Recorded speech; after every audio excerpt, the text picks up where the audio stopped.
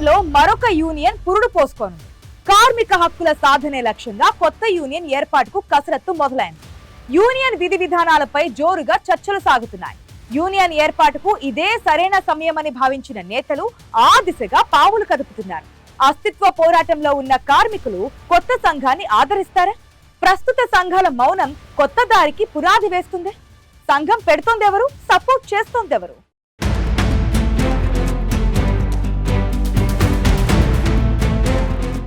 సింగరేణిలో మరో కొత్త కార్మిక సంఘం ఏర్పాటుకు చకచక అడుగులు పడుతున్నాయి. ప్రస్తుత పరిస్థితుల నేపథ్యంలో సింగరేణిలో కొత్త కార్మిక సంఘం ఏర్పాటుకు ఇదే సరైన సమయమని భావిస్తున్న కొందరు నేతలు ఆ దిశగా ప్రయత్నాలు చేస్తున్నారు. తెలంగాణ బొగ్గు కార్మిక సంఘం టీబీజీకేఎస్ ఏర్పాటులో కీలక పాత్ర పోషించిన కెంగర్ల మల్లయ్య కొత్త కార్మిక సంఘం ఏర్పాటుకు కసరత్తు చేస్తున్నారు. దానిలో భాగంగా ఆయన ఇప్పటికే పలువురు నేతలతో చర్చించారు. వివిధ కార్మిక సంఘాల్లో తనకు అనుకూలంగా ఉన్న వారితో చర్చలు జరుపుతున్నారు. కార్మిక సంఘం విధి విధానాలు, ప్రణాళికలు, కార్మిక సంఘం పేరు, జెండా ఎలా ఉండాలనే దానిపై అన్ని రకాలుగా చర్చలు సాగిస్తున్నారట. అయితే కార్మిక సంఘం ఎప్పుడు ఏర్పాటు చేస్తారనే దానిపై పూర్తిగా క్లారిటీ రావాల్సి ఉంది.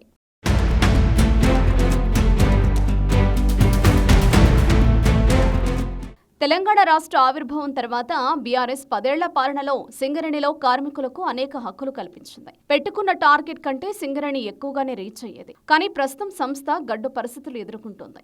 మరీ ముఖ్యంగా కార్మికుల హక్కులు హరించుకుపోతున్నా చివరికి మెడికల్ బోర్డు విషయంలో ప్రభుత్వం యాజమాన్యం పట్టించుకోకుండా కార్మిక సంఘాలు మౌనం వహిస్తున్నాయి. దాదాపు 2 ఏళ్ల పాటు మెడికల్ బోర్డు నిర్వహించుకున్నా ఏ ఒక్క కార్మిక సంఘం పట్టించుకోలేదు.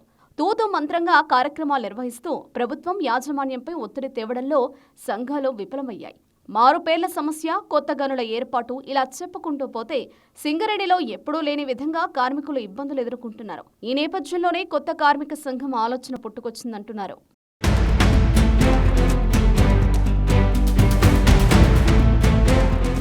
కెంగర్ల మల్లయ్య ప్రస్తుతం బీఆర్ఎస్ లో కొనసాగుతున్నారు. మొదట టీబీజీకేఎస్ లో కీలక పాత్ర పోషించిన ఆయన అంతర్గత కలహాలతో ఆ యూనియన్ ని వేడారు. బీఎంఎస్ లో చేరి మళ్లీ తిరిగి అధిష్టానం హామీతో బీఆర్ఎస్ లోకి వచ్చారు. అయినా ఆయనకు టీబీజీకేఎస్ లో చోటు దక్కలేదు. సమయం కోసం ఎదురు చూస్తున్న మల్లయ్య కొత్త కార్మిక సంఘం ఏర్పాటుకు మొగ్గు చూపుతున్నారు.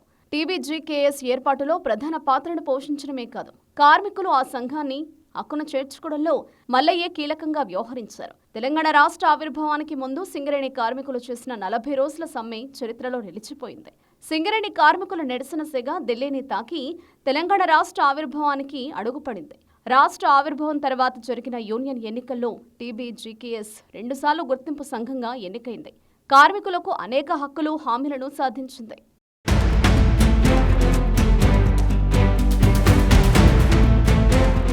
కాంగ్రెస్ ప్రభుత్వం అధికారంలోకి వచ్చాక సింగరేణిలో కొన్నాళ్లుగా ఊహించని పరిణామాలు చోటు చేసుకుంటున్నాయి. సింగరేణిని ప్రైవేటు పరం చేసే కుట్రలు కొనసాగుతుండగా సంస్థకు రాష్ట్ర ప్రభుత్వం నుంచి రావాల్సిన బకాయిలు రాకపోవడంతో అప్పులు తెచ్చి కార్మికులకు జీతాలివ్వాల్సి వస్తోంది. సింగరేణిలో రాజకీయ జోక్యం తర్వాత లాభాల బాటలో నడిచిన సంస్థ నిర్దేశించిన లక్ష్యాన్ని కూడా చేరుకోకుండా నష్టాల బారిన పడింది. కార్మికుల హక్కులపై పోరాటం చేయాల్సిన సంఘాలు కిమ్మనడం లేదు. నిన్న మొన్నటి దాకా గుర్తింపు సంఘంగా ఉన్న ఏఐటీయూసీ కానీ కాంగ్రెస్ పార్టీకి అనుబంధంగా ఉన్న ఐఎన్టీయూసీ కూడా కార్మికుల పక్షాన కొట్లాడింది లేదు. మిగతా సంఘాలు కూడా సింగరేణి యాజమాన్యంపై, ప్రభుత్వంపై ఒత్తిడి తీసుకురాలేదు. దీంతో సింగరేణి కార్మికులు కూడా కార్మిక సంఘాలపై గుర్రుగానే ఉన్నారు. పాత సంఘాలు నమ్మకం కోల్పోవడంతో కొత్త యూనియన్ ఏర్పాటైతే బాగుంటుందని కోల్ బెల్ట్లో జోరుగా చర్చలు జరుగుతున్నాయి.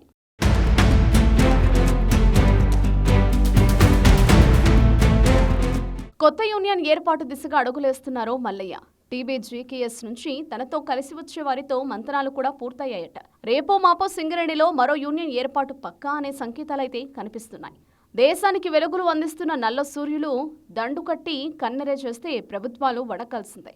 అలాంటి క్షేత్రంలో కొత్త కార్మిక సంఘానికి ఆదరణ లభిస్తుందా? కార్మికులు ఏ మేరకు కొత్త యూనియన్ వైపు మొగ్గు చూపుతారనేది కొద్ది రోజుల్లో తేలనుంది.